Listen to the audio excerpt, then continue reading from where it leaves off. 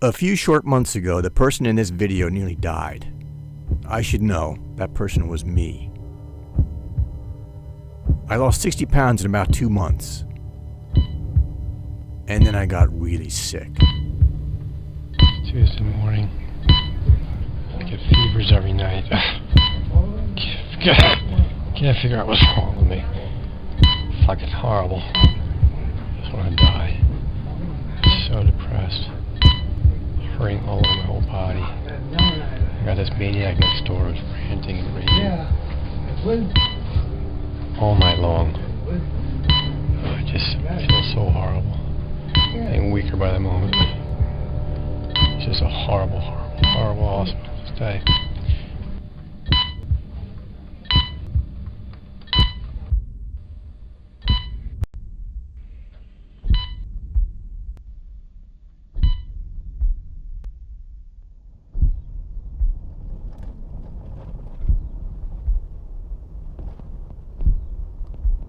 How could this happen?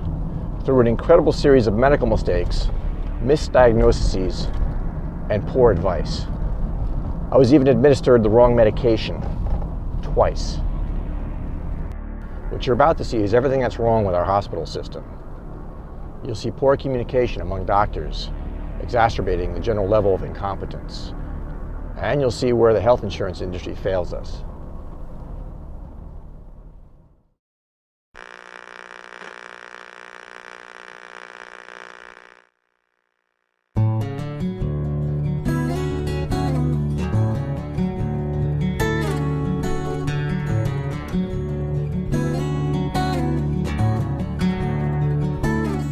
For almost 40 years, I've dealt with Crohn's disease. Crohn's is an autoimmune disease whereby the body attacks its own tissue, in this case the ileum or small intestine. The results are extreme abdominal pain, diarrhea, weight loss, malnutrition, and other systemic symptoms. Sometimes you bleed into the toilet, but Crohn's rarely kills you. Rather, it's the treatment that could kill you.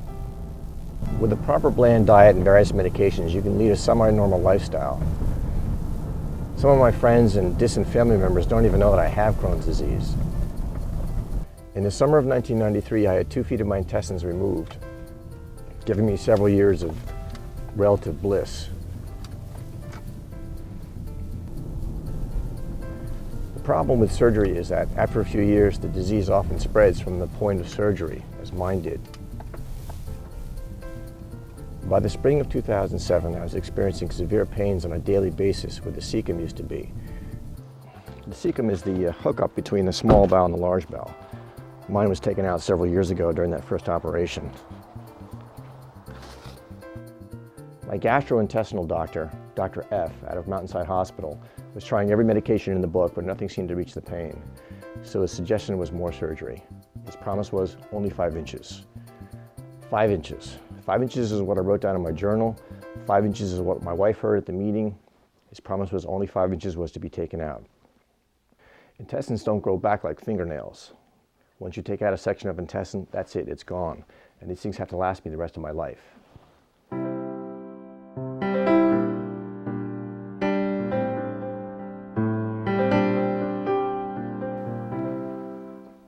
Before I went under the knife on July 8th, 2007, I actually drew a picture on my abdomen where the pain was occurring. This 5-inch objective was supposedly communicated to my surgeon, Dr. G, at Mount Sinai Hospital in New York City.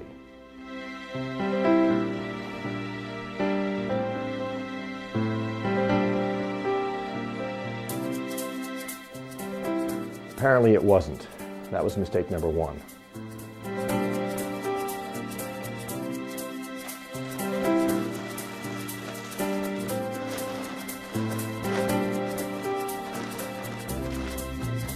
So when I woke up in the recovery room,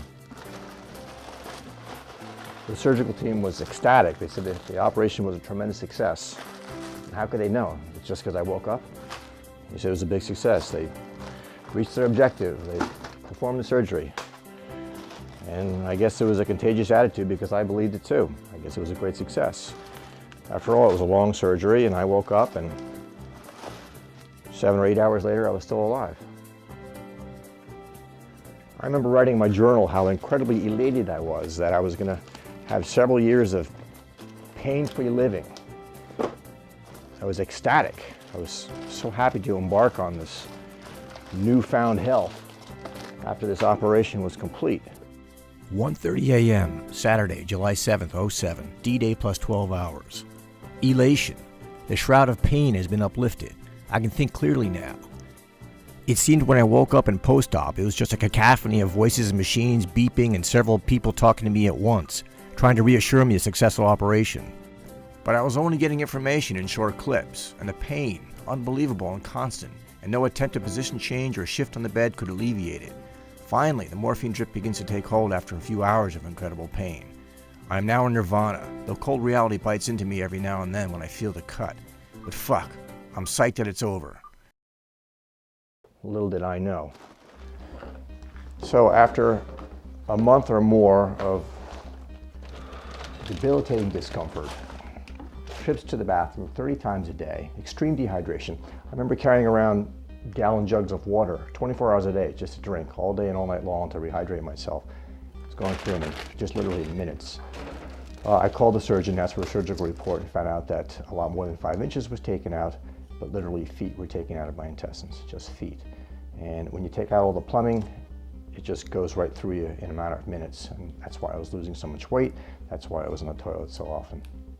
That resulted in me literally hemorrhaging my weight down the toilet over the next 2 months. I was going to the bathroom as many as 30 times in one day. My ass was so raw, I couldn't even sit down for a couple of months.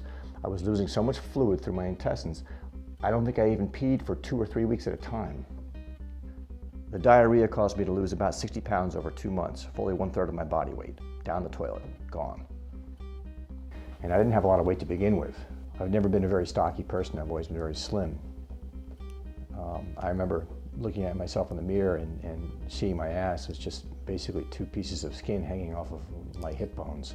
I looked like an escapee from a concentration camp. It was really bad. Very uncomfortable, very painful. Couldn't sit down, couldn't sit in the bathtub because I was sitting on bones basically. It was very uncomfortable. It's just frustrating. I mean, it's just trying to lift that duffel bag. You can see that the strength of my arms has just disappeared like rubber bands and noodles. And you know, you're used to picking up large weights and lifting weights and stuff. It's no big deal. I had a guy that helped me lift the duffel bag into the van yesterday in the garage last night. It was just embarrassing, but I took the help. I'm not proud. You can't be proud when you're sick. It just doesn't work. You have to kind of bury your dignity. So he lugged it in the trunk, and I got the. And only a short while before that, a year before the operation, I remember priding myself on being that rare 50-year-old who could bench press his own weight and run a 5-minute mile. I was in shape. I mean, I was in the gym every other night, and I was in good shape. But all that was gone, all went right down the toilet in a matter of weeks. So it was pretty alarming. And as was explained to me, when your body is starving, it starts to digest its own fat and muscles, and literally they all go down the toilet, which is what was happening with me. And it was very, very depressing as well. And during that time, my clothes literally fell off of me. I was very, very cold, even in the summertime. I wear several layers of sweaters and jackets, even in the house, sometimes my hat. And it was just a miserable existence. I called my surgeon, Dr. G, at Mount Sinai Hospital in New York, and I asked him for advice on repeated occasions. And the only thing they said to do was to go get a prescription filled with something called tincture of opium. Tincture of opium is actually what it says. It's opium, it's got all the warnings on there: dizziness, don't drink alcohol, cause drowsiness. There's everything on here but skull and crossbones. And you're supposed to take 8 to 10 drops of this. Well, I was taking 20 more drops of this, and it wasn't slowing down my intestines at all. Apparently narcotics are supposed to slow down your digestive process and solidify things down there. It wasn't happening. I give myself a little tincture of opium, courtesy of an eyedropper, straight into the mouth.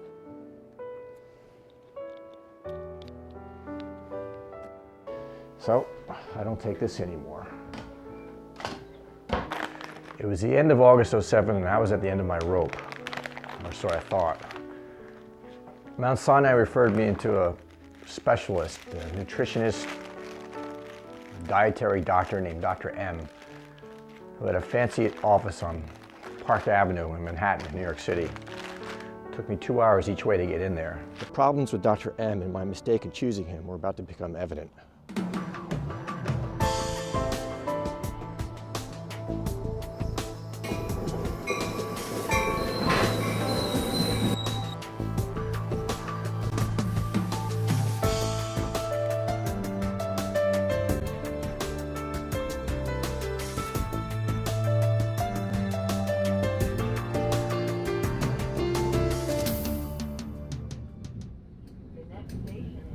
This is the same train line my father took for nearly 30 years into the city, and it reminds me of him.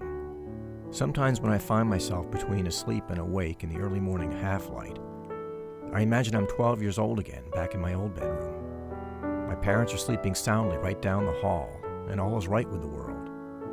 When you're 12 years old, your parents know everything, and they protect you from all harm. This was before Crohn's disease entered and altered my life.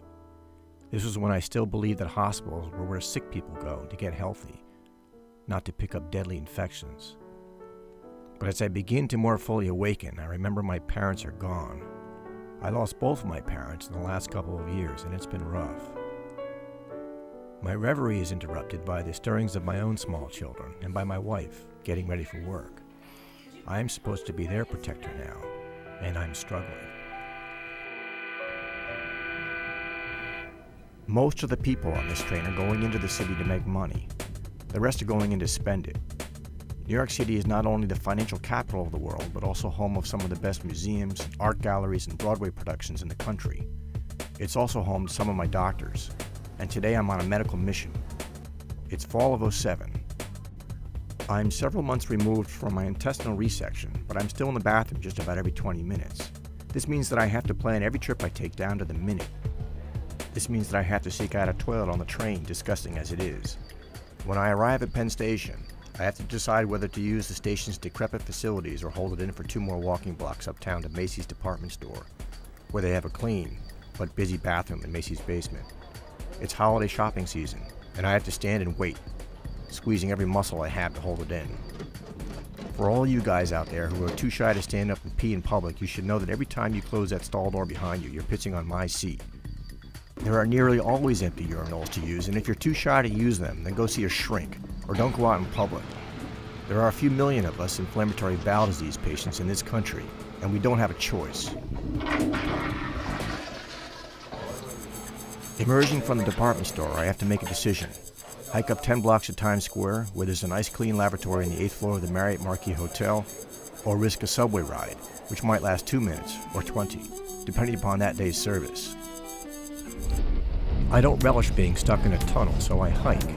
After Times Square, I decide to splurge and cab it up to the Upper East Side, where my doctors are. A year ago, I wouldn't have thought twice about dropping $20 on a cab.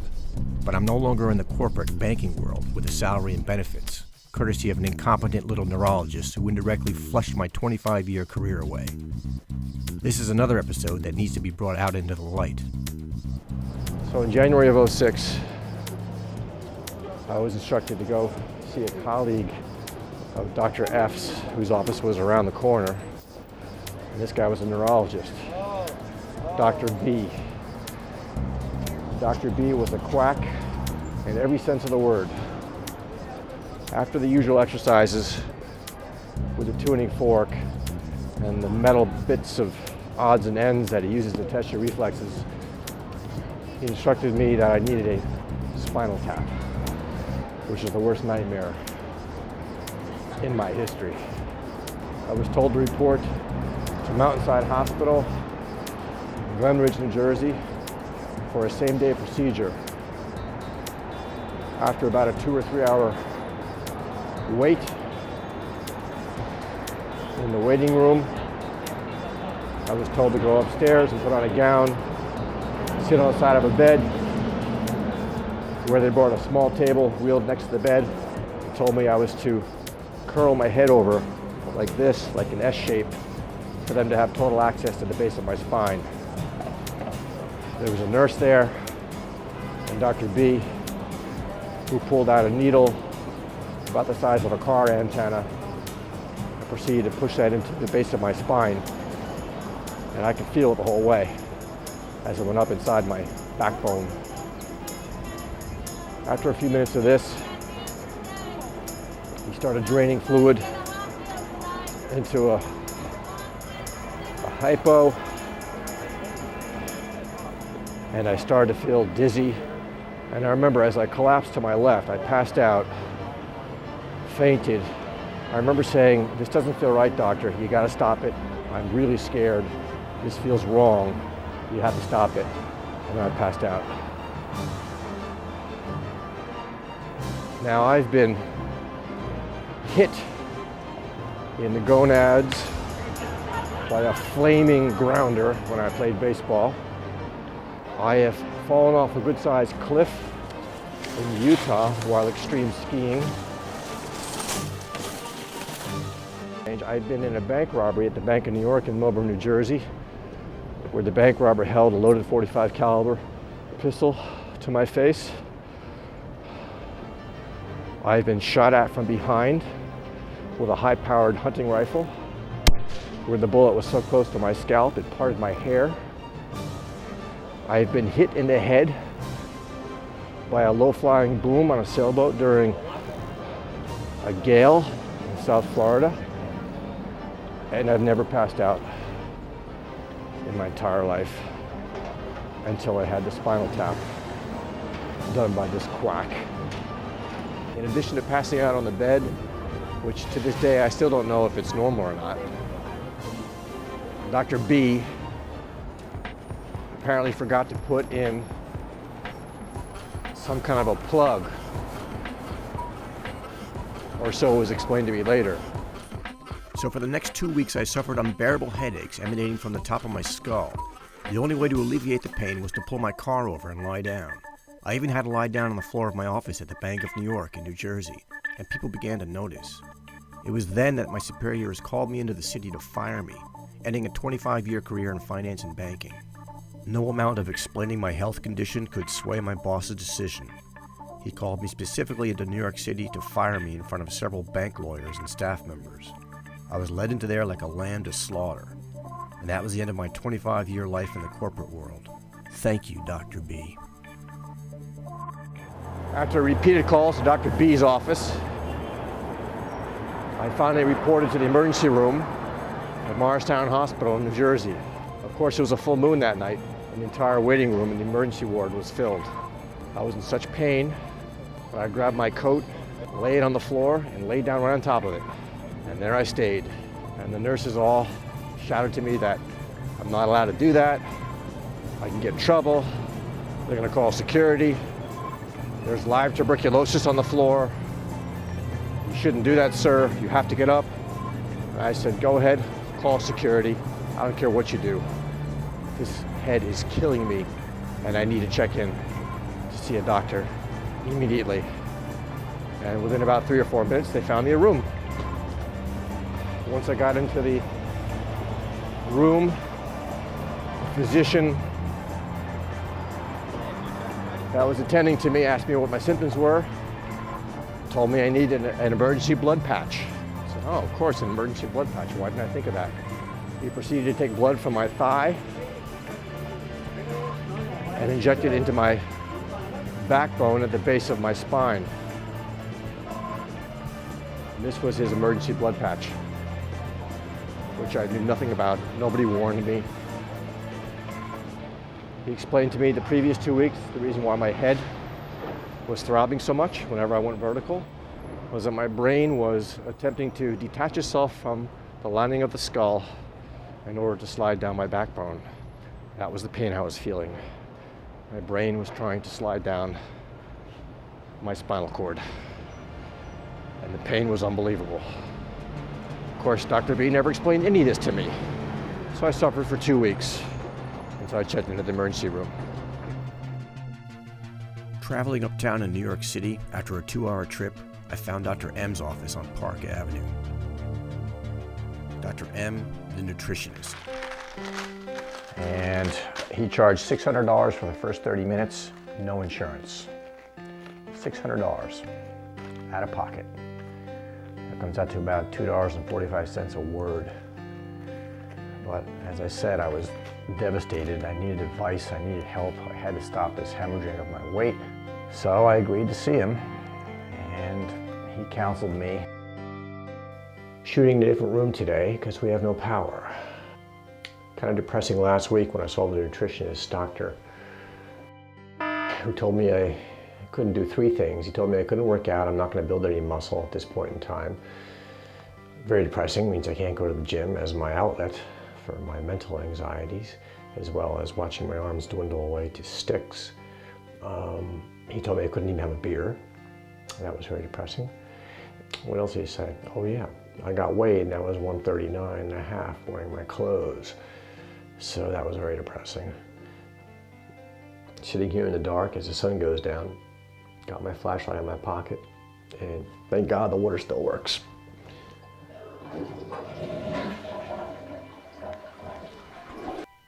And decided that my weight was dangerously low and going lower, and therefore I had to put on a food bag, which is TPN, which stands for Total Parenteral Nutrition. And it looks like this: breakfast, lunch, and dinner. Before that could happen, I was instructed to meet with a male nurse at my house in New Jersey. He came in and inserted a PICC line, which is a peripherally inserted catheter in my arm here. It's 24 inches long, traveled up my arm, past my armpit, in the vein, and dumps out the fluid somewhere near the heart. After the insertion of the PICC line, I was instructed to go to the local hospital, get an x-ray to make sure the placement of the PICC line was proper. I asked the personnel there if it was dangerous if it went into my heart, and they said it was not a good thing, but it is close to the heart. The reason why the PICC line has to go so far up your arm is that the solution that is deposited and pumped into your veins every night is so concentrated that it burns the lining of the veins. And so what their theory is that the veins are wider towards the heart, and therefore the line travels up your vein all the way up into your chest, and the veins are wider there and more diluted, and that's where the formula gets dumped into. The whole idea of some guy, a nurse, coming to your house to insert a PICC line into your arm is a little bit freaky, and I'm still freaked out by it to this day. He comes in and without any anesthetic punctures your arm and starts feeding into your arm this 24-inch line that goes all the way up and into your chest. Almost like a plumber is snaking a drain or something. He's just feeding this line into you, and you're seeing it disappear into your skin. It was a little bit of a wild experience, I must say. I saw Dr. M about 3 times in the fall of '07, though nothing he suggested stopped the diarrhea. I did put on a couple of pounds, though, due to the TPN bag that I was wearing every night for 12 hours. My next topic of discussion is billing, and I have a lot to say about billing. It is just unbelievably awkward, confusing. It's just almost as though the system's designed against you at your most vulnerable point in your whole life, where you can't get better and you're fighting just to get better. And I can't describe it, stacks of papers, just stacks of health correspondence from insurance companies and doctor's offices who all want their money. I got a bone to pick with my nutritionist, Dr. in New York City. I'll never go back to that little dweeb asshole. He needs to be straightened out. Here's his scheme, okay? Sick, operation July, floodgates open up in August, I lose 40 pounds. I go and see a nutritionist who's recommended by the people of Mount Sinai. His name is Dr. Don't have his first name, it's down here somewhere. Jeff. Pompous ass little son of a bitch. He puts me on TPN, which is fine. Stop my weight dropping. So for October and most of November, I had TPN. Nurse comes every Monday, does a blood test, sends it off. Rule number 1, find out where that blood test is going. I didn't know, who knew? It goes to someplace, I think in Tennessee by FedEx. Not covered by insurance. Didn't know that. I got to check ahead of time. So that added up. That was an $800 bill I got at the end of the fall. And then, here's what he does. He looks at your chart or your blood test every week, bills you for $250 a week without even seeing you. It's called a conference. It's called a patient conference call or a patient conference review. $250 goddamn dollars a week. I don't get that bill. This stuff adds up. I don't even get that bill until December. It's $2,000 not covered.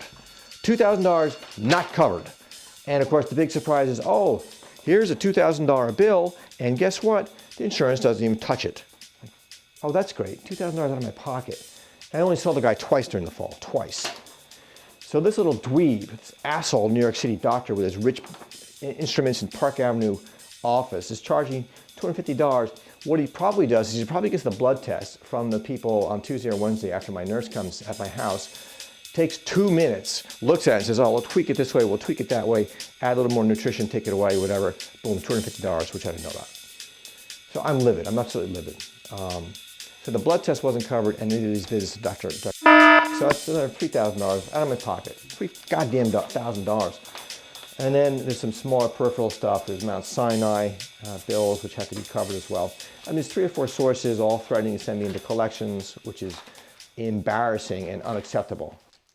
That PICC line was inserted in September of 2007, and it lasted until November of 2007. What happened after that is a whole other story. I had been counseled by all the nurses, by all the medical professionals, including the nurse that sees me once a week, to change the external lines and clean the site of the insertion. I had been lectured continuously by almost every physician that I see the importance of keeping the site clean and keeping the lines clean and watch out for bacterial infections and fungi and all kinds of neat stuff. What happened in November of 2007 was a PICC line infection. And they can be very serious. And I believe it was caused by one of my nurses. I had one nurse that didn't even wear gloves. And another nurse that would put alcohol on the entry spot and then blow on it like that to dry it before she replaced the bandage. Well, apparently some nurses are more professional than others. You can't put your human germs on an open wound because once the infection gets in the PICC line, it can travel right up into your heart and it gets very, very serious. That happened in November. As I started getting lectures from nurses about how sterile you have to keep the TPN bag and be careful with alcohol and you have to prepare yourself so you don't infect it. And of course, one of the nurses infected the TPN bag. And a PICC line infection apparently is very serious because it causes high fevers. It actually, if you look at your arm, the PICC line goes all the way into a central spot and dumps out into a vein very, very near your heart. So it's an open line into your body, and any kind of infection is very, very serious. I didn't know exactly what that meant. And the way I discovered it was, I just happened to be going to a doctor's appointment with my wife with another gastrointestinal doctor in North New Jersey. I saw him and then I saw my old doctor the same day. And that particular day I was running a high fever. My head was throbbing. And each one of those doctors told me to immediately turn around and head to the emergency room and don't hesitate because I probably had a PICC line infection.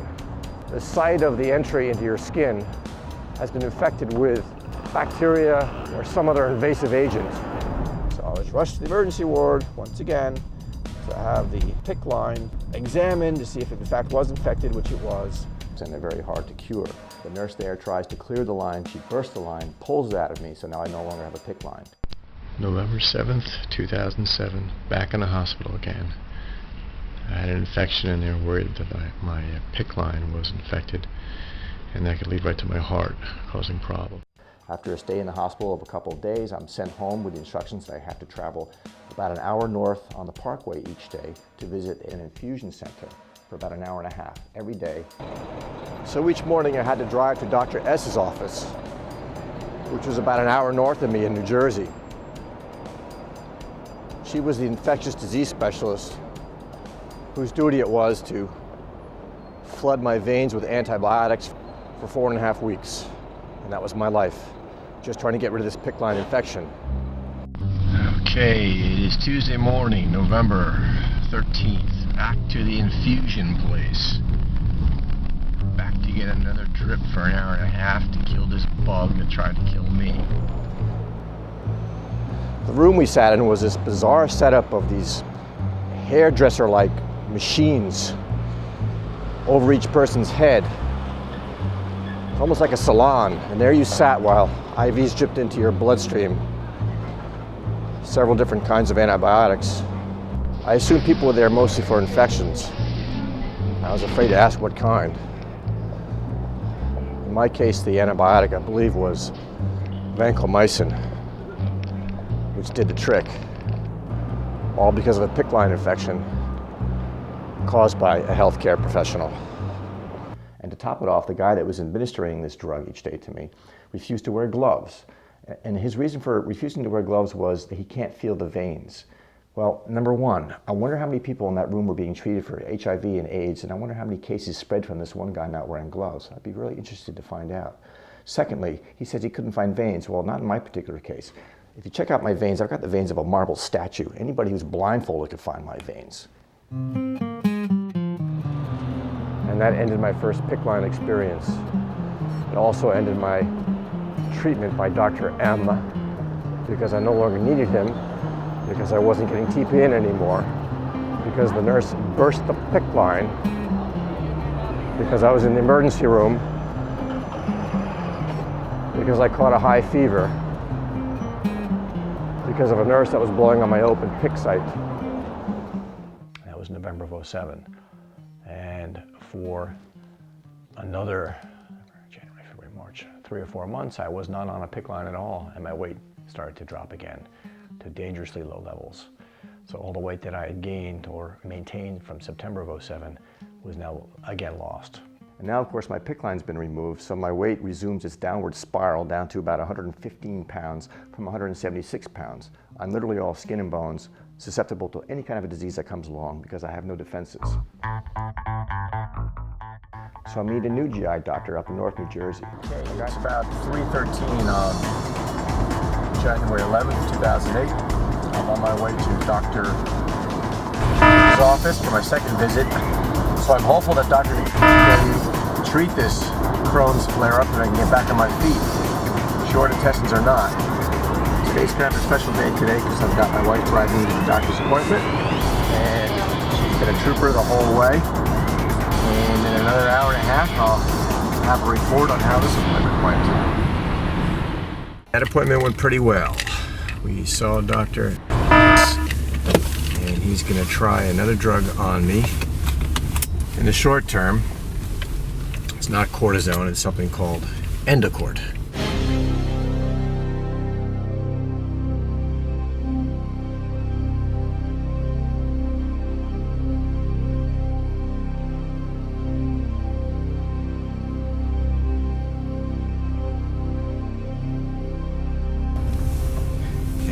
The theory with this drug, as opposed to cortisone, is it has less side effects and less of a systemic influence, such as face bloating and water weight gain and hair on the back and all those neat things. So I'm going to do that. Medium term, we're going to try either Humira or another drug which is being okayed by the FDA any moment now. So the appointment went well. And then if I do take this new drug, it's self-administered if the insurance company lets us do that, which means I'm going to be shooting myself up with some kind of a Star Trek-like application. But we'll see how that goes. I'm going to go get my tuberculosis scratch test on Friday. I have to get a special consulting appointment before the infectious disease guy can give me a TB scratch, because he won't take me as a patient unless I see him first. It's all just one big morass of bureaucracy. He warns me of possible tuberculosis. I get tested for tuberculosis, but they do a skin prick test, and they came back negative. So it was all systems go for this Humira drug. Okay, February 28th, D-Day. Time for my Humira drug. Traveling up the Garden State Parkway to my doctor office. He's away on vacation, but we're going to get my first injection of Humira. God, I hope it helps. I hope it helps. It is really, I'm on pins and needles, and I hope this thing works. My God, I hope it works. Cross my fingers. I took the first injection in his office, and then another one 2 weeks later in my home kitchen. I just had my first Humira treatment. They're 4 different shots of these automatic capsule pins, but hopefully this thing will work. And we cross our fingers that Humira will work on this. I didn't know it yet then, but my world had started to come apart. Those 2 injections set in motion a whirlwind, life-threatening situation. Apparently what Humira does is it strips the body of all of its defenses against tuberculosis and pneumonia, though I didn't know that. In addition to the testing, I was to have my PICC line reinserted so I could stop my weight loss and gain some more weight back. On March 7, 2008, my wife drove me to the hospital for standard testing, where I was to spend 3 days in Hackensack University Hospital in North Jersey. On March 7th, off to the hospital. Finally got me a room.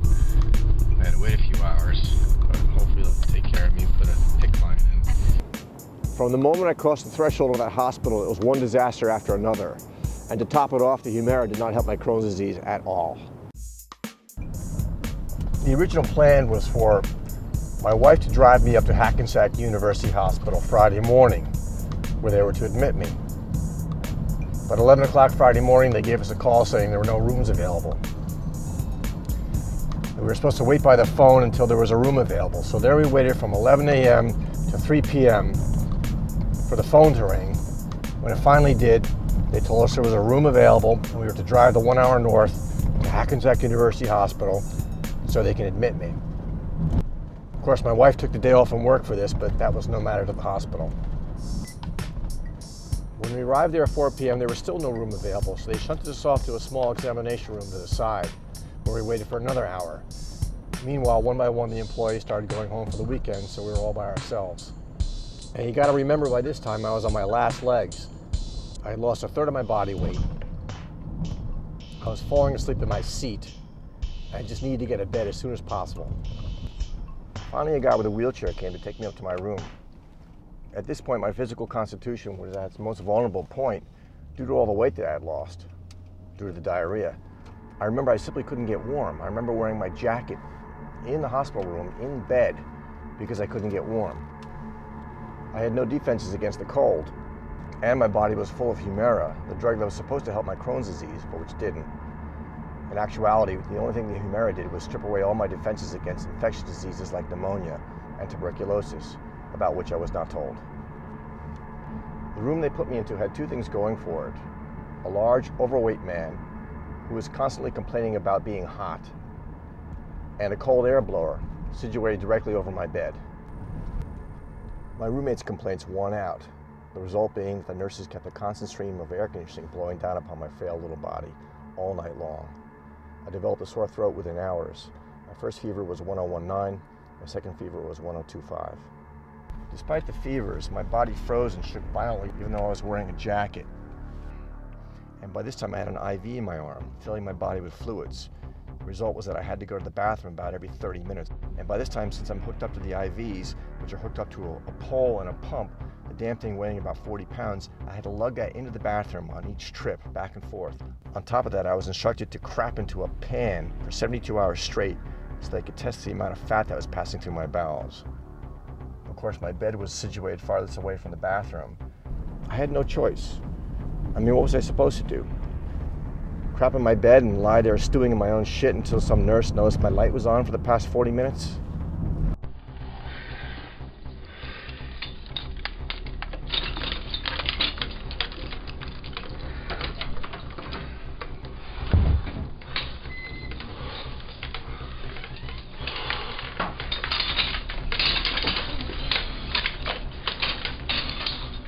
March 8th, in the hospital, absolutely horrible. Just wanted to die last night. Fever, chills, leaking IV. Worst possible scenario. Can't wait to get out of here. So I guess it's safe to say the first night was a disaster. The next day, which was Saturday, I was scheduled to do a test. They gave me about a quart of a liquid chalk to drink, which was absolutely horrible.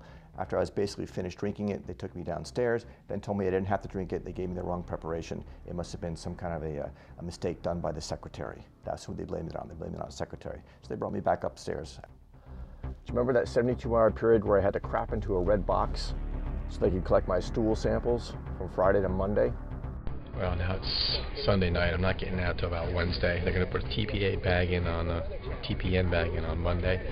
I feel a little bit better. I've already had some TPN foods because they're doing my fat collection, my stool collection, see what I absorb. And that's about it for now. Well, Sunday I had a roommate exchange. The fat guy complaining about the heat went home, and in his place I got a raving lunatic. Of course, he wasn't all there mentally.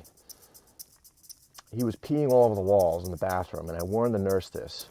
And I was afraid he was going to destroy my specimens, which I worked so hard to collect, because I had to move heaven and earth just to get my ass across that room to get into the bathroom so I could crap into this box. And trust me, it was a hell of an adventure every time I had to get my ass into that bathroom. Okay, it's time to get up and dump out the intestines.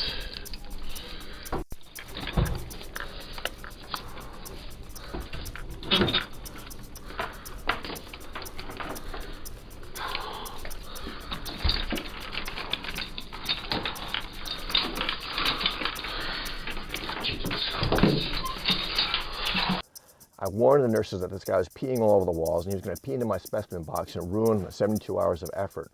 On Monday, when they collected the box, they took it to the laboratory. The laboratory threw it away. The reason was because it was contaminated, because there was urine in the specimen. And this is something that I warned the nurse about. They did nothing about that. So for 72 hours, I was made to crap into a box, and at the end of that, they threw it all away. I was absolutely livid. I was absolutely livid. I told the nurses all about this. I warned them. I said that this guy was peeing all over the bathroom. I said he was going to contaminate the specimen. Of course, they did nothing about that, and it was contaminated. So I wasted basically 3 days for nothing.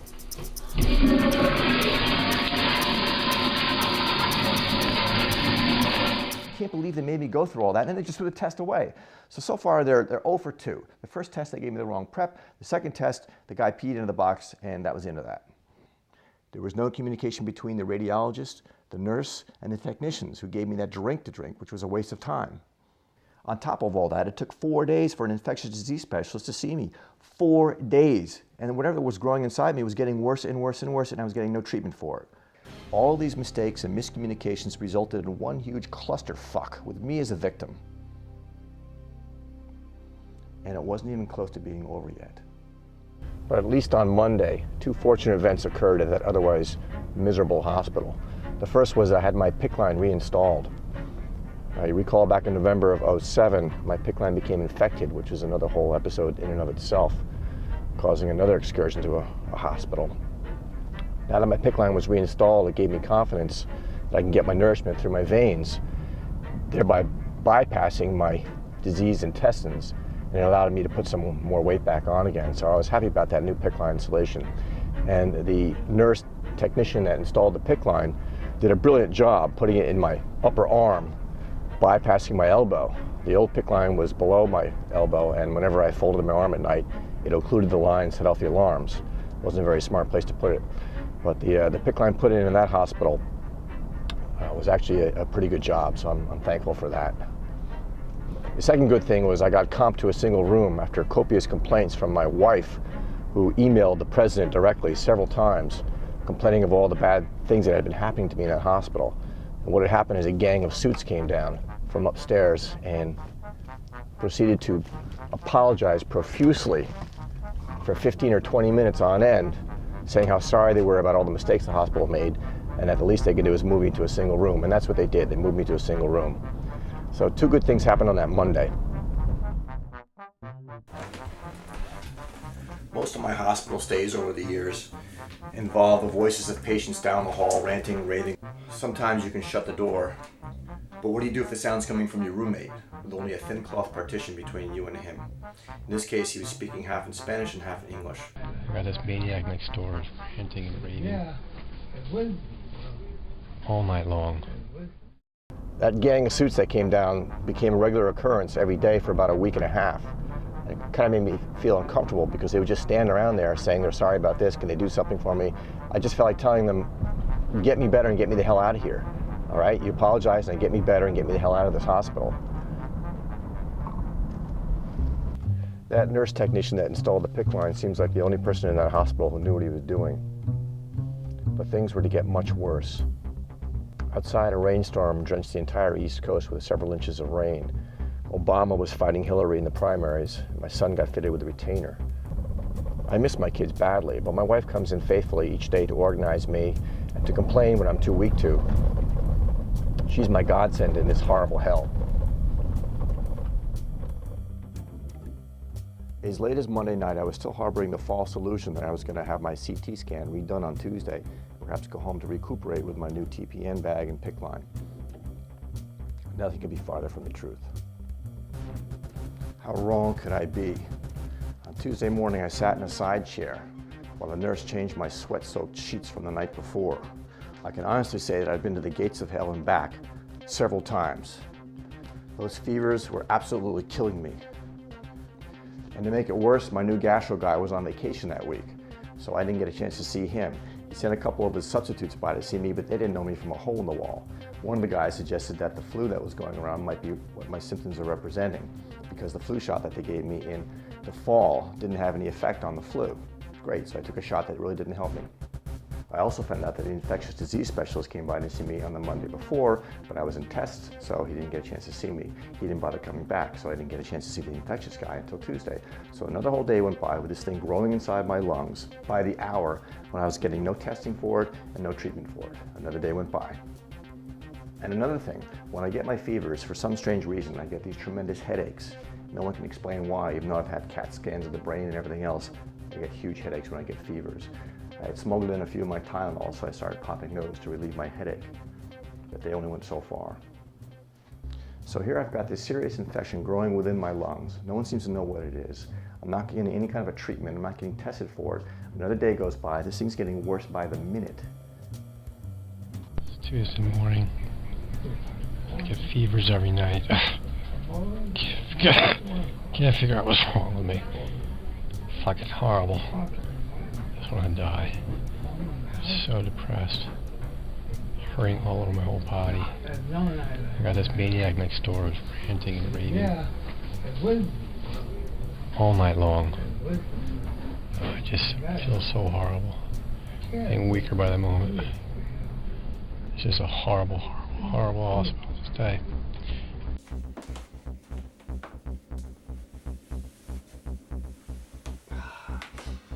That morning, when the suits came down for their daily apology, they promised to comp me to a single room. And that they did.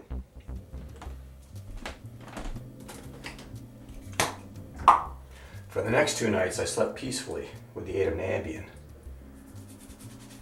It's Thursday morning, 6 a.m. Waking up for my second morning in a row in my private room at Hackensack Hospital. Still trying to find out the cause of this pneumonia in my right lung, but the 2 last nights of sleep I've gotten were phenomenal. Took a pill at 12 o'clock, Ambien I think it was, slept for 6 hours. Unbelievable. No mental retard next door shouting out in the middle of the night. Just had to close my window curtain and my interior curtain. A couple of blinking lights on the Christmas tree, and that's it. 9:30 p.m. March 13th. Fevers are better. Had 2 good nights in a row of sleep. Headaches are unbelievable. Just like my experience a couple years ago when Mom died with that pneumonia. And they can't identify this pneumonia. It's in my right lung. Now it's going to my left lung. So I'm going under anesthesia tomorrow morning early, so they can drop a camera down there, wash it, the pneumonia, suck up the water. Hopefully they'll get a piece of it to grow in a culture dish.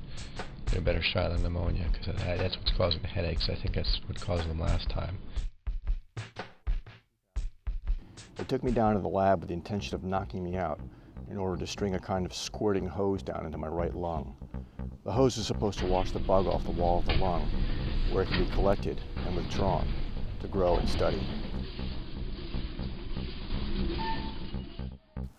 Well, apparently I wasn't all the way under, because I remember opening my eyes and seeing a bunch of hands holding me down and trying to shove something down my throat. I mean, is this supposed to happen? Are patients supposed to wake up during a procedure? What the hell is wrong with these people? And then I found myself back in my single room with my heavy door sealed shut. Very few people were coming and going. The only people coming into my room were people in gowns and masks. Apparently they thought that I had tuberculosis. So basically I'm quarantined. And I took tests for tuberculosis before I took the Crohn's treatment. But somehow they thought that I got tuberculosis. Fucking tuberculosis. And it takes 3 weeks to grow a tuberculosis strain. So I thought I was going to be stuck in a sealed room for 3 weeks. Unbelievable. Saturday afternoon, 4:45, March 14th. The door got closed on me after my test this morning on my lungs. Potential tuberculosis. So now I'm in fucking quarantine. Takes 3 or 4 weeks to grow the culture. I don't know what the hell they're doing. On top of the pneumonia. They said it doesn't look like it on film, but it has some characteristics of TB. Like, what the fuck? So people can see me, but only with a mask on. Don't move. Now we got a fire alarm. It's 10 after 5. And there's an alarm going on outside. And they forgot me in here. And there's fire engines downstairs. Doesn't get any better than this. So far, they've given me vancomycin, Avarox, Zosyn, and Zithromax, all to no avail. My fever still bumps up against 102, and my headaches now are blinding. Headaches are coming on again. The headaches caught up with the painkillers and won. Been suffering for about 5 hours. It's been bad. I don't know what they're going to do next. I hope these headaches don't continue. Meanwhile, we got my beeping friend over here. It's been tough on the head. It's really goddamn painful. Get sick of this. The only good thing to occur in this hellhole was my TPN line insertion and my daily TPN bag. Thank God, stopping my precipitous weight drop. But the fevers were getting worse and the headaches were getting worse. And to top it off, the pain had spread from my right lung to my left lung. The pain was overpowering the codeine Tylenol they were giving me. The headaches I get are simply devastating, disabling me from any pain-free activity, especially when I sit up. So what was called for was something a lot stronger. What was called for was Percocet. Midday, Sunday, March 16th, 12 o'clock. I remember sitting up in my bed waiting for the second Percocet to kick in. Waiting for my second painkiller to kick in. But then I felt the second Percocet kicking in, and it was wonderful. It's almost as though I'm like a living finger of exposed, wounded, flawed flesh sticking up from some dinner plate. And when the medicine kicks in, the pain recedes. It's almost as if someone had poured a soothing, smooth butterscotch syrup all over the top of me, slowly cascading from the top of my head all the way down to my toes. What a wonderful, delicious feeling. And now I know why addicts seek this high, but I needed it. All I know that is, without the Percocet, I'm a helpless, hopeless blob of jelly, unable to do the slightest activity without collapsing into a fit of coughs. Only this time the coughs are bringing up hunks of blood. Coughing up blood now.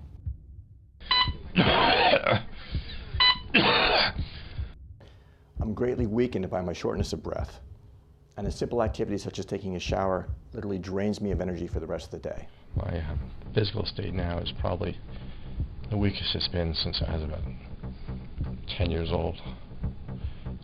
I'm just weak just sitting up and walking. That's how much this disease has taken away from me.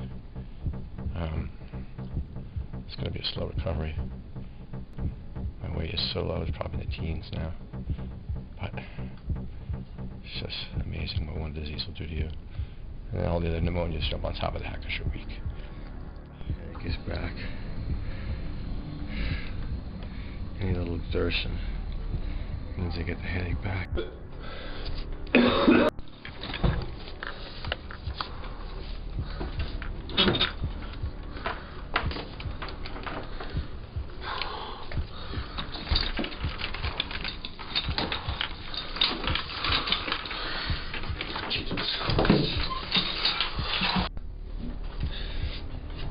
It's gotta be the worst torture I can think of. Just getting up and getting in the bathroom with this goddamn thing. Coughing starts, headache starts, everything starts. Murder. It's midday, 12 o'clock, March 16th, Sunday afternoon. Not doing so well. My painkiller wore off. the pulmonary guy says the pictures, the x-rays I took yesterday look better. I don't know what that means. I just know that these antibiotics don't seem to be doing anything. Sometimes it takes weeks, he says. Like, oh my God. And they're still trying to grow this TB culture, if it is TB. I just can't wait till this headache disappears, because it just stops me in my tracks. Lisa's coming over this afternoon, thank God. Took a shower today for the first time in 8 days or whatever. And feel really bad right now. I'm just impatient. They're growing these cultures, and they're trying to figure out what the hell pneumonia I had. And I saw Dr. L, a pulmonary guy. He told me that my x-rays had improved, but I learned weeks later that x-rays are primitive and very unreliable when it comes to detecting pneumonia and tuberculosis. It is on this day that I decided to record every event, both with my journal and my camera. I need to make a video of this to get this out there. During my daily struggles, I realized that there was a parallel universe that existed just beyond these hospital walls, just beyond my window. There were the primaries taking place. There was Eliot Spitzer, who had just stepped down as New York governor. Couldn't happen to a nicer guy. Personally, I believe the guy was an overreaching, hypocritical asshole. I was glad to see he was gone. The TV piped in the news on an hourly basis, so that kept me in touch with the outside world. But closer to home, I wondered if the flowers I had planted were blooming, and whether they'd be as bright if I weren't there to gingerly guide them and praise them. My kids went on their usual school regimen. Or this time it was my wife that was picking them up and dropping them off. And I wondered if my kids were acting out because I wasn't home. After all, they'd had a bad couple of years of experience with hospitals. They lost 3 grandparents in a period of 2.5 years. So they began to think that hospitals were a place where people go to die. I look forward to the visits from my children. And I think they were as good for me as they were for them, proving that Daddy was still alive and hopefully getting better. Saw the kids today. It was fun. First time in like 10 days. I guess they could put a face and a voice and a name to the place. Helps them a little bit, instead of having this ethereal parallel universe where Dad calls them from a cell phone from some strange hospital. Now they've seen the place, they know where I am. They climbed on the bed. We made it go up to the ceiling. I'm glad I saw the kids. It was fun, even if for only 20 minutes. And now they know where Daddy stays. During one of my 9-year-old son's visits, he just sat in a chair across the room and stared at me for the longest while, until I coaxed him to sit on the bed next to me. And then we resumed our normal male bonding, not by hugging or kissing, but by sitting side by side and staring at the TV. And this shallow activity somehow restored some normalcy to our collective spirits, his as well as mine. As far as my 7-year-old daughter was thinking, I wasn't sure what was going through her mind, but I'm sure she was worried about me as well. March 17th, 2008, St. Paddy's Day. Outside the hospital walls, it looks like the entire financial world is going to hell in a handbasket. Bear Stearns stock goes from $170 a share to $2 a share, where it's snapped up by Morgan Chase Bank. Gold hits $1,000 an ounce. The dollar is at a 15-year low against the yen. Oil hits $110 a barrel. Everybody who's ever been unfortunate enough to have a hospital stay knows that the nurses pretty much run the show. Though they're not paid anywhere near what the doctors are paid, the nurses rule. Unfortunately, all bets are off at 7:30 a.m. The entire hospital goes brain dead. 7:30 a.m. is shift change, and though I can never figure out exactly what the nurses do then, I assume they drop everything and finish all their paperwork before they head out the door. During this time, you can ring your emergency cord for an hour, and sometimes it takes that long for someone to notice it. I know because it happened to me more than once. Sometimes I see it in a minute, sometimes I never see it. You can die 1,000 deaths at shift time, and they wouldn't find you until 8:30 a.m. Sometimes the nurse is tending to a more immediate need, and I can understand that. But not at 7:30 a.m. That's shift change time. See, it's like 7:25 a.m. This is a shift change. And bet you if I hit this nurse's button, nobody would notice it. In the shift change, this hospital shuts down, becomes catatonic. There's no response to patients. Let that be a note to hospitals across the country.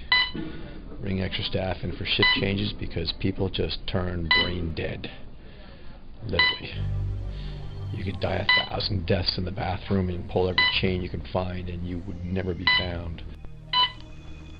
This is what I hear when something's wrong with the line, or it runs out, or the pump is dry, and it's really loud. So let's press the nurse's button and see how long it takes for the nurse to come. Still beeping. This happens probably 3 or 4 times a day. Still beeping. I don't know. I've never been a hospital administrator, nurse, caregiver, doctor. I don't know. What am I doing right now? I guess I'm filling out reports, trying to go home. I don't know what I'm doing. All I know is no one's taking care of these lines.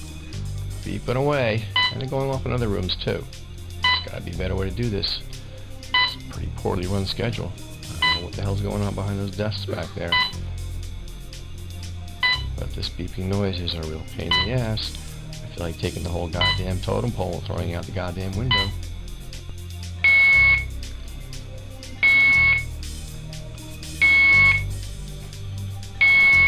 It's funny how people just ignore this thing. They walk on by.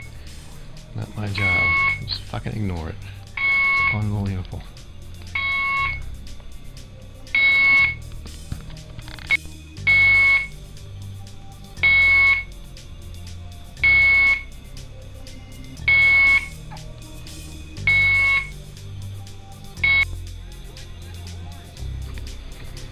It's 20 to 8, and I got some silence. And yeah, they're doing reports. That's what they're doing, reports. That time it only took about 4 minutes response time to get my ringer noticed. The beeping stopped and my painkiller. It's funny, they treat you with great respect and efficiency once they notice you need something. The problem is getting noticed in here. Nobody notices you. You fall through the cracks. They're all doing their reports and shift changes and paperwork. And the patients suffer. I mean, it shouldn't take 4 minutes or an hour like last time for someone to notice my bell ringing, my nurse call button.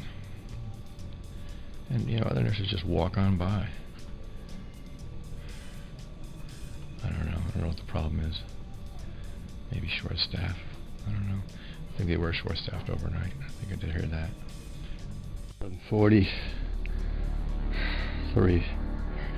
7:45 p.m. same night, headaches back.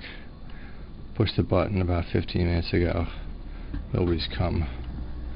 Spilled the urine bottle on the sheets.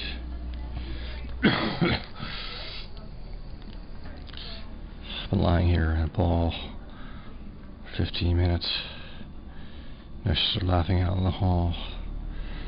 Nobody knows I'm here.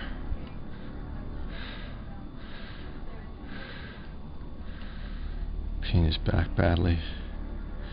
Need my bed changed. Very weak. And nobody knows I pushed the button. And it's been about 15 minutes.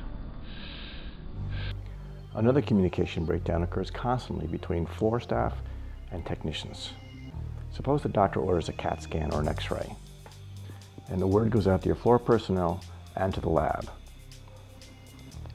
A transport person, usually a guy who works out of a kind of a motor pool, is notified that he has a patient pickup on a certain floor. He shows up with a wheelable gurney, and he asks if you can move from your bed to his bed, which I usually could do on my own.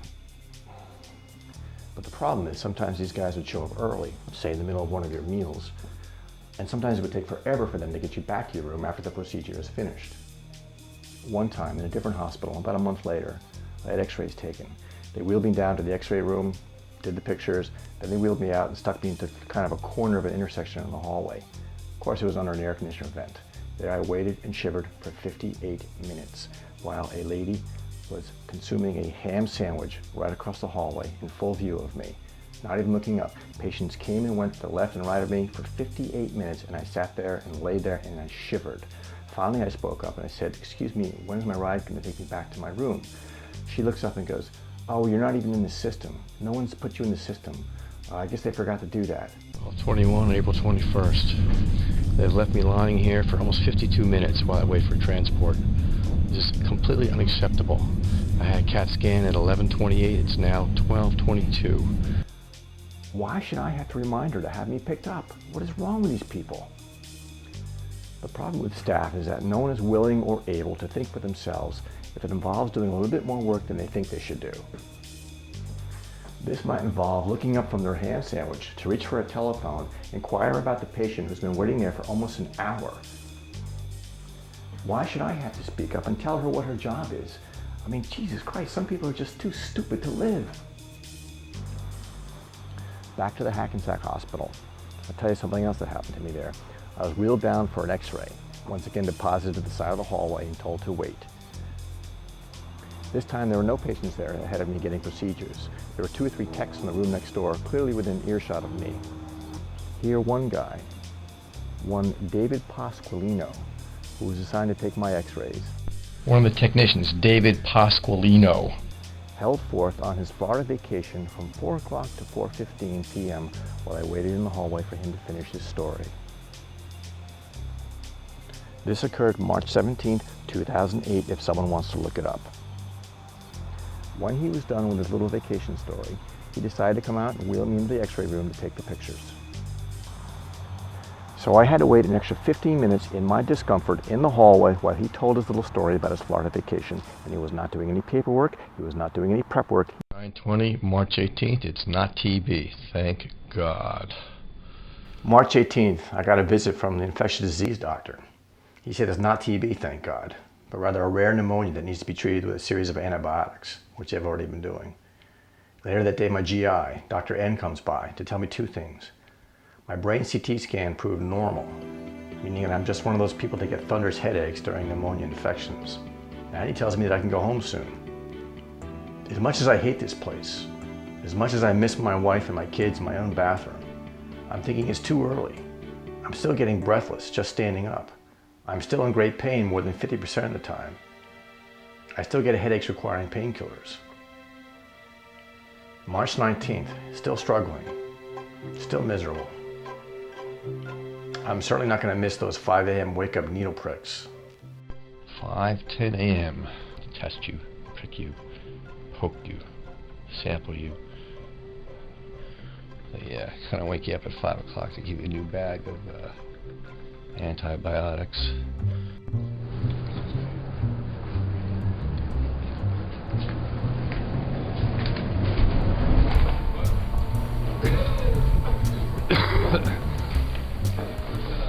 March 20th, 2:29 in the afternoon. Waiting for Lisa to pick up my prescriptions, mostly painkillers and Nexium. Almost home. Here I am, almost 13 days later from a 3-day hospital visit. It's unbelievable what can happen to somebody. So I can't wait to crawl into my own bed, breathe some fresh air, see the sun. By Friday afternoon, March 20th, I'm home at last, but nothing feels right.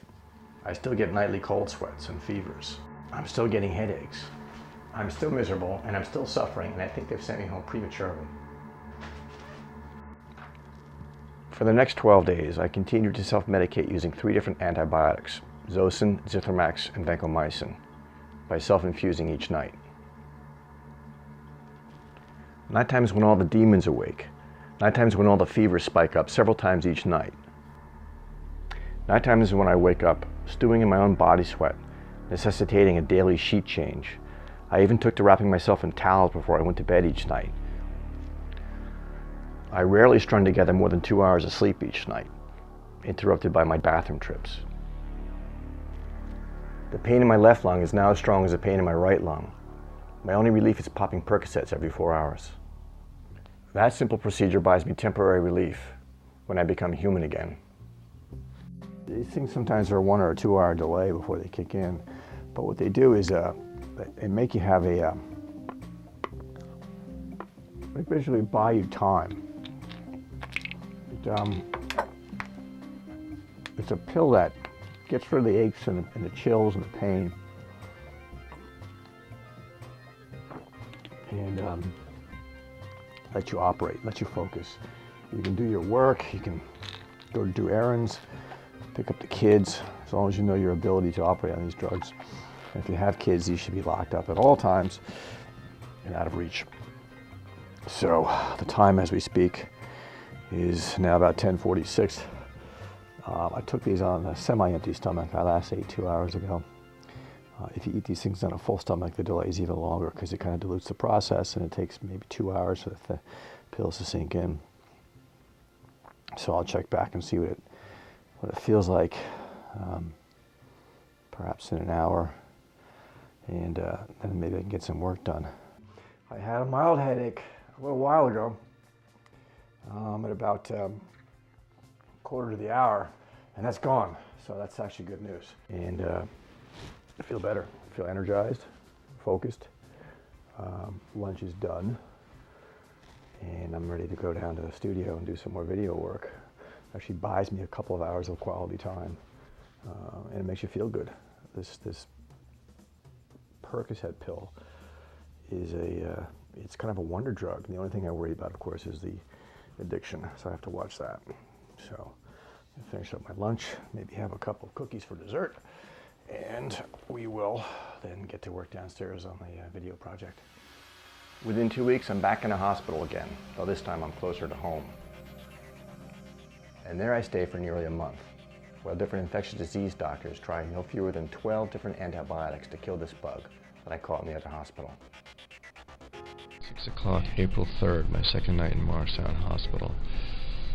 The CAT scan they did yesterday showed it was not a blood clot in my lungs, thank God.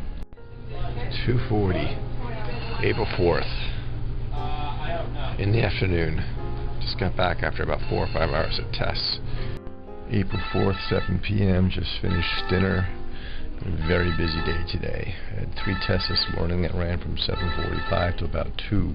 The words that was thrown about today was it might be an MAI or an MAC, which is a micro something antibody, I forget which.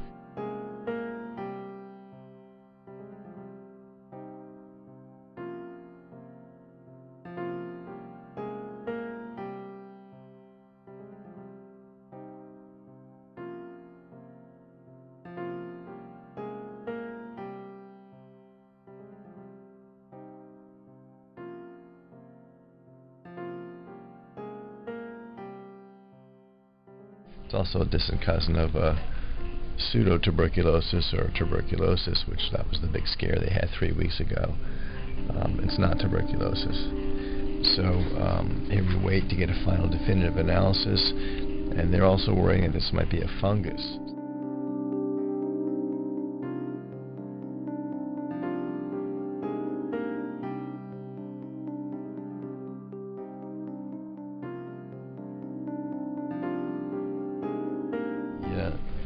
Antibiotics and antifungals are Prima,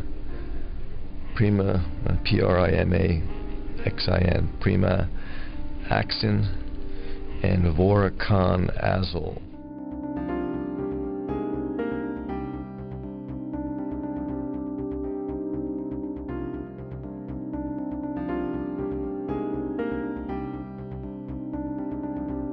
Last night was another sweat bath.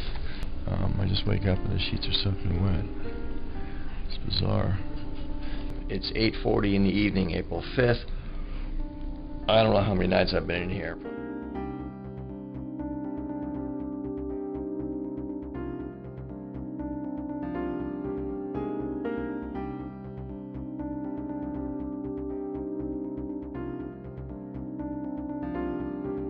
But I have a pretty aggressive team of doctors working on me, both from the infectious disease department and the pulmonary department.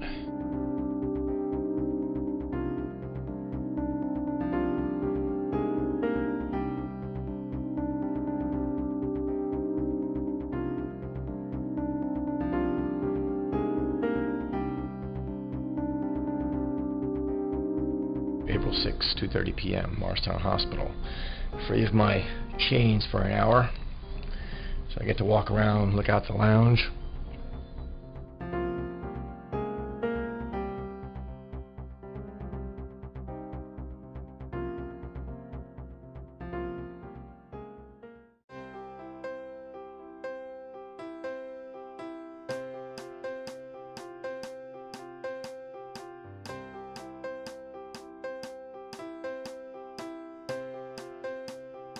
I think I might have turned the corner. The antibiotics I got last night every 2 hours was a different one, but the pain in my lower left lung has subsided, and I didn't have any night sweats or fevers. So we might be onto something here. Although I lost my appetite, which is unfortunate, but we might be onto something here. I think we might have found the right combination of antibiotics. It's 11:30, April 7th, and I got the room to myself. The noise in the hallway has been just unbelievably bad. And it's almost like they have a party there, gathering full of nurses, shouting and laughing, talking on cell phones. When I actually ducked in here to talk on a cell phone in the middle of the night. That was 2 nights ago. As far as my condition, it looks like I'm rounding the corner. It's 4 a.m. on Tuesday morning. This is one of those nights that never seems to end. They have to give me these IVs literally every 2 hours. So 1 at 12, 1 at 2, 1 at 4. Keep on waking me up, but there's no way around it. It's 1:20, April 8th, 1:20 p.m. Nice, beautiful afternoon. It's been rough, 6 or 7 or 8 hours. Very depressed, very despondent. To the point where I don't know if I can keep on fighting this fight. It's just been unbelievably bad on me. All these IVs sticking in me, they're almost poison to my soul. One's killed my appetite, so I can't eat. The bugs killed my breathing ability, so I can't breathe correctly. At least I can hear and see correctly. It's just been very, very despondent, very, very depressed today. Doctors say stay the course. They think there's some improvement there. We get some more CAT scans taken today. Hopefully that'll show some improvement. Still get the chills, can't get warm. No visitors today, probably won't get any. Might sneak out and get the Times downstairs again in my gown. Freak out people in the elevator. Patient who's gone AWOL. Other than that, feeling a little bit better than I was the last 6 or 7 hours. O'clock p.m. Friday, April 11th. I didn't think I was going to be here that long. I tried just about every antibiotic in the book. Still can't seem to quell this thing. It's infecting my chest on both sides. Sweats are no better. So we're going to do the full biopsy on Monday, where they go in with the tubes and take out a chunk of your lungs, and they're sending it off to the Mayo Clinic and see what I really have. We'll wait till the biopsy shows something, but I'm very disappointed. Night times are the worst. Very depressing at night, extremely depressing. You just want to give up. I mean, all these chemicals coursing through your body, no hunger, can't breathe right. Very, very depressing. I just have to hang on for a few more days. Yes. What of the papers that was given to them? Oh, yes, no, this here. Give them the list of medication and they won't give them. We always have this. I don't, you have anything in here? I will check. Don't take out the high V again when they put it on you, okay? Yes, phone skill, but you need the high V on you for you to have your drip. So don't take it out no more. Yes, I heard you. Sure. Okay, just listening.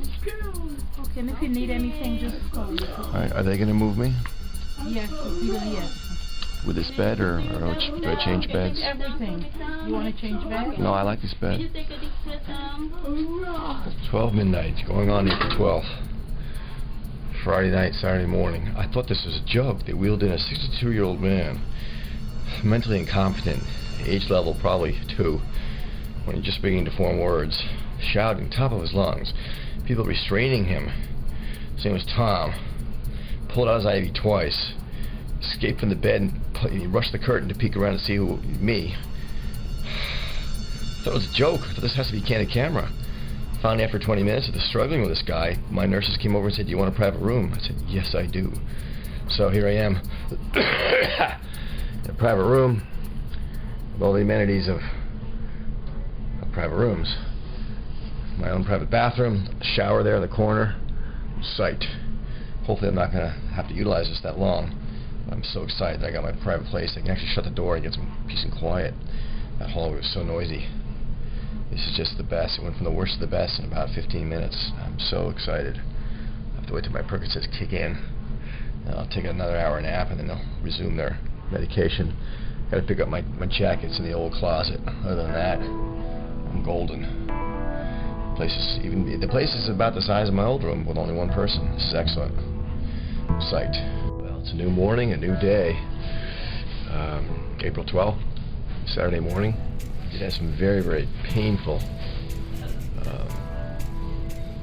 conditions in my right lung last night. It worries me, almost like a knife stabbing my right lung. I couldn't breathe. That worries me. It means the thing is spread or is not moving. The phlegm, whatever's in my right lung, is now settled down for the duration. And it's extremely painful, so I worry about that. Tonight wasn't altogether a success, but at least I'm in my new surroundings. That should help a lot.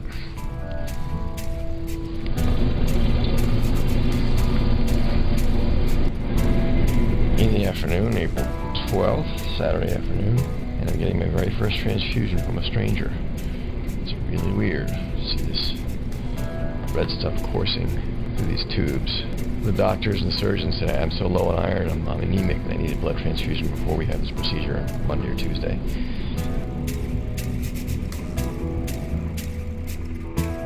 It's 11:15 a.m. on Sunday the 13th. I was just visited by another surgeon. They won't know for sure until they take a piece out of my lungs tomorrow. So they're prepping me with vitamin K and potassium and all kinds of crap. And I guess I can't eat after midnight, I'm sure. So that's all right. So we're getting close to the wire here. I think the surgery's going to be 30 minutes or so, unless they find something. And then within 24 to 48 hours, they'll have a definition of what it is that's causing these horrible, horrible ailments I'm suffering. Made it through another night. Miserable night. All my nights are miserable. 101.6 was my fever last night. More soaking bed sweats. I'm drawing closer and closer to this biopsy. I can't wait to get this over with. Invasive and dangerous as it might be, but it's the only way to go. I can't wait to get out of here. This place is really drawing on me. A lot of pain. Both lungs. Both lungs hit at once. Fucking lunchtime, you pull the wire on the wall, so I've been calling for 30 minutes for nothing. Need my painkillers. It's like there's a truck parked in both lungs. Hard to breathe. I'm trying to call a nurse again. It's not acceptable. Need my Percocets. It's like I'm being stabbed 1,000 times. April 14th. 4:20 in the afternoon, sitting in my new recovery room, which is a step up or a step down room. I don't know what they call it. It's a recovery room. I suppose the operation or the procedure went smoothly, but no results yet. Tremendous pain in my chest here, where they have some kind of a drainage pipe coming out, which rests right on a nerve, and no amount of painkiller seems to be able to conquer this pain. So I sit here. It's only a matter of time, I guess, before it gets dulled. But that's causing shortness of breath in its own set of problems. But the room's quite luxurious. We got Lisa diligently typing away over there. And another view, another corner of the hospital. It is a single, of course. I'm quite lucky to have it. Tuesday morning, 5:10 a.m. One day after the procedure. This is what it looks like. It's a drainage pipe. Extremely painful. The rest of those wires are heart monitors. The drain pipe goes into this pump out all the excess fluids. And the incision is huge. It's like the size of a quarter cut through my ribs, between my ribs, I mean, lying right on a nerve, just to get up and walk and breathe. It's near impossible, but it's just very painful, and no drug seems to conquer it. but I must persevere and feel better today. April 15th, 7:45 in the morning. The tube is out. Jesus Christ, it was a big tube. It was right in there, my rib, resting on 1,000 nerves. It hurt like a fucking son of a bitch. And he pulled it out in one fell swoop, and that hurt too. But it only took a couple seconds. I was being a bit of a baby about that. But the tube is out. I was supposed to walk around with my second wind if I could find it. But that's one source of pain that's now gone forever. Thank God. And that tube was long. That tube must have been, I swear the tube must have been 18 inches long. It must have gone in that surface area here and up and down, whatever what. It was a huge tube in my lungs for drainage. And now it's out. So I'm just trying to catch my breath. But boy, that was an experience. Well, that sounds like a fire alarm. Tuesday night, 7:45. I like the sound of that. April 16th. Feeling a little bit better, though I'm out of breath. 17th, 10:15 in the evening. Took an extra strong shot of Dilaudid intravenously and one of the sleeping pills. 20 a.m. April 20th. Just had the worst cramp I've had in years. My intestines.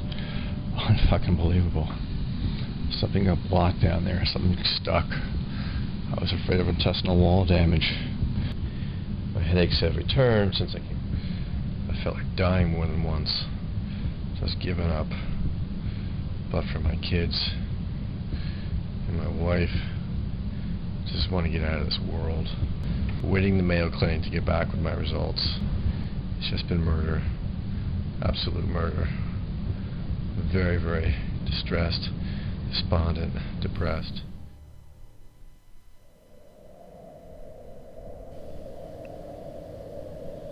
I sometimes wonder if the animal world has it easy. Decisions are already spelled out for them. And if you're sick, you simply die and make room for another animal.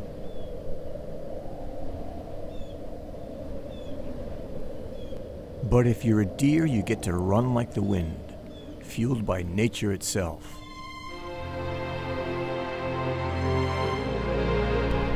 And if you're a bird, you get to soar over the earth.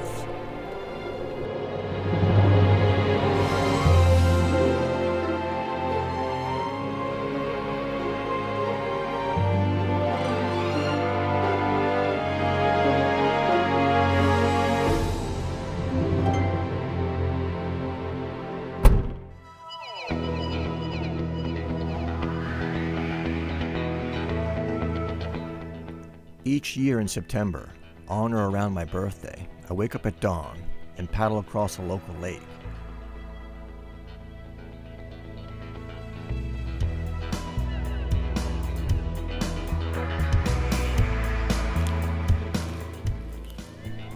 After a short, life-affirming climb up the bluff, I gaze upon the memorial plaques of my forefathers.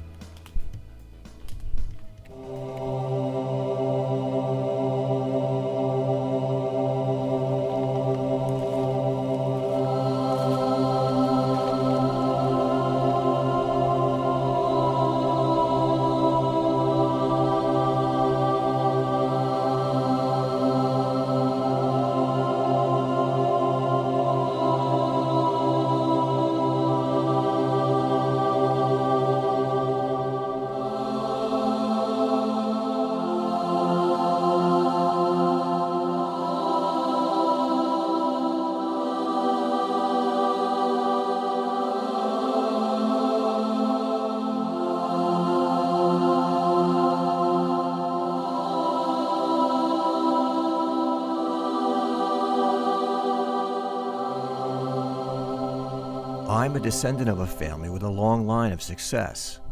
I sometimes wonder where I'll find my place in this world, and what the world would look like in my absence.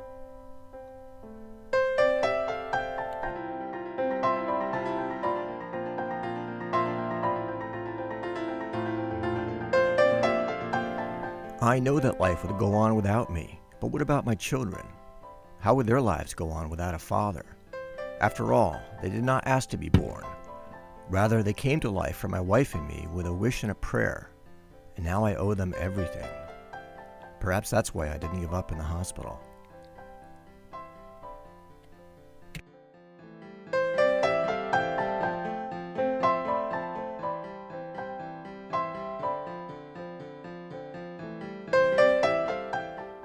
In the end, it took over 1 year of treatment with antibiotics to kill this MAI pneumonia. Along the way, I developed painful, permanent neuropathy in my legs caused by nerve damage caused by the antibiotics. The hospital bills are still trickling in, while my wife and I fight the insurance company to pay up. Now it's time to fight with the insurance companies. The work's not over once you get out of the hospital. Claims come in for hundreds of thousands of dollars, and most of them are wrong. So now we sit on the phone for about an hour on hold and fight. The insurance company says the charges are too high. I tried to explain that while being in the hospital for almost 2 months, I didn't have a lot of choices as to which doctor saw me and how much he or she charged. It's not like I had the luxury of shopping around. If you're flat on your back in the hospital and a doctor pokes his or her head in the door, glances at your chart, asks you a few questions and then leaves, you get a bill for several $100s. A year later, the insurance company sends you a statement saying that the doctor's bills were higher than their customary standards allow, and that you now owe half of it. What's your recourse? You reapply it 3 times, and still you owe half, or the doctor's going to submit it to a collection agency, harming your credit rating. This is unacceptable. Of course, the insurance company buries a phone number at the end of the statement. And when you do call, you can't get a live person until you push button your way through a 15-minute maze of automatic menus. If you do get through to a live person, you have to repeat all the information you just gave them using the push button phone. And then you're put on hold. And then one of several things happen. They disconnect you. It's happened to me many times, more times than I can count. Or they come back and tell you that they will reapply it, or they do nothing. Usually it's nothing. So 2 weeks later you get the same notice. With several of my statements, this has gone on for more than 2 years.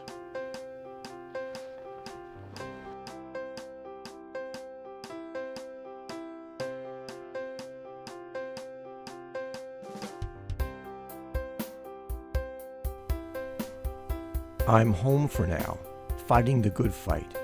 I've been cleared of the MAI pneumonia infection after more than 15 months of antibiotic intravenous treatment. Now I'm back to dealing 100% with my truncated intestines. Nothing stays in me for very long and hasn't for nearly 3 years when I went in for that ill-fated intestinal resection. I figure I go through a complete roll of Scott tissue once every 2 days, sometimes more. I've been to 4 gastroenterologists in 3 years, and all of them say I have enough intestines to live a semi-normal life. But in the next breath, they all say I still need to strap on my food bag every night for 12 hours, as I have for nearly 3 years. And as I will for the rest of my life. This causes me great mental anguish and depression.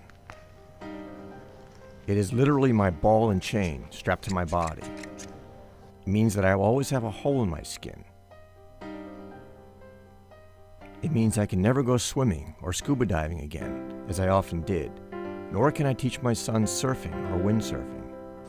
Heretofore, I led an extremely active life, from tennis to golf, from parasailing to cliff diving to scuba diving to windsurfing. Most of those sports are behind me now.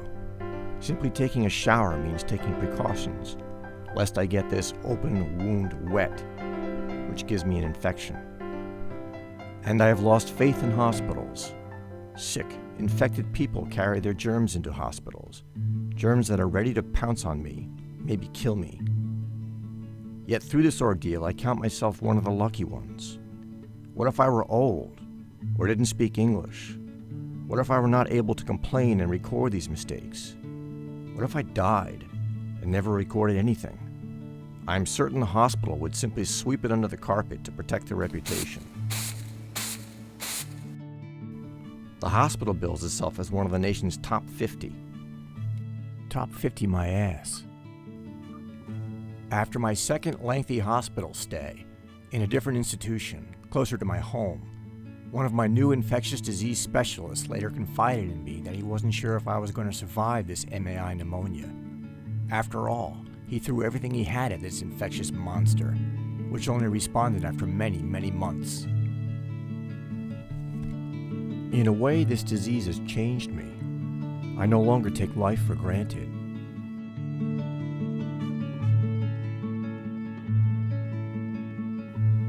I more fully appreciate the natural world around me.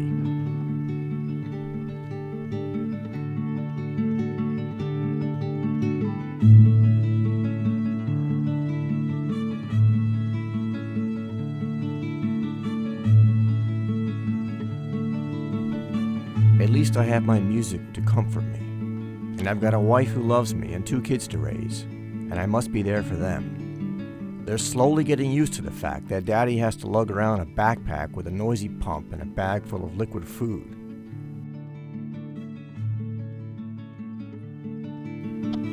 And after I unhook it in the morning, I can pretend I'm almost normal. Not normal, but almost. Sometimes I dream of being a child again. My parents are both alive and everyone is healthy. Thoughts of Crohn's disease and pneumonia and neuropathy haven't even entered my mind. And hospitals are where people go to bring forth life, newborn babies, instead of snuffing out life. Harsh reality raises its head upon awakening, and once again, I'm middle-aged and suffering.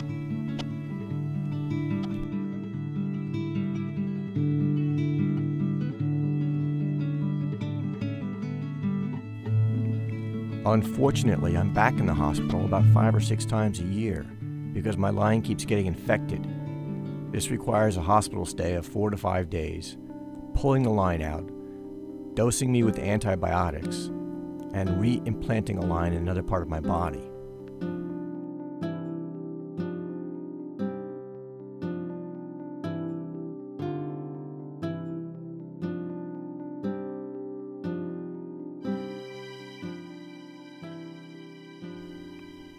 But I must own up to my situation and to my new shortcomings and press on. My children deserve an active father. And maybe sometime in the future, there'll be a cure for Crohn's disease. And this story will sound quaint. Maybe someday.